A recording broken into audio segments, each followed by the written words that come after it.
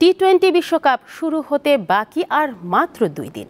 4 গ্রুপে 20টি করে দল অংশ নিচ্ছে এবারের আসরে। গ্রুপ পরিচিতির দ্বিতীয় পর্বে আজ থাকছে সি গ্রুপের আদ্যপান্ত। এই গ্রুপে আছে Afghanistan, New Zealand, West Indies, Papua New Guinea ও উগান্ডা। 2012 ও 2016 টি-20 বিশ্ব চ্যাম্পিয়ন ওয়েস্ট ইন্ডিজ এবারের আসরের অন্যতম আয়োজক। তাই বাছাই পর্বের হিসেব নিকেশ ছাড়াই মূল পর্বে খেলবে দেশটি। তা না হলে সবশেষ ওয়ানডে বিশ্বকাপের মতো টি-20 বিশ্বকাপেও তাদের থাকা না থাকা নিয়ে শঙ্কা ছিল।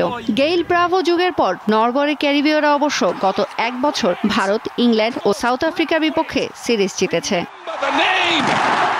ওয়ানডে ও টি-20 বিশ্বকাপের ট্রফি কখনো ছুঁতে পারেনি নিউজিল্যান্ড। 2021 টি-20 বিশ্বকাপের রানার্স আপ নিউজিল্যান্ডকে বিশ্ব ক্রিকেটের অন্যতম দুর্ভাগা দেশ বলা যায়। কেন উইলিয়ামসনের নেতৃত্বে বোল্ড সাউদির মতো অভিজ্ঞদের সাথে রাচিন রবীন্দ্র বা ফিন অ্যালেনের মতো তরুণদের মিশেলে এবারও শিরোপার অন্যতম দাবিদার কিউইরা।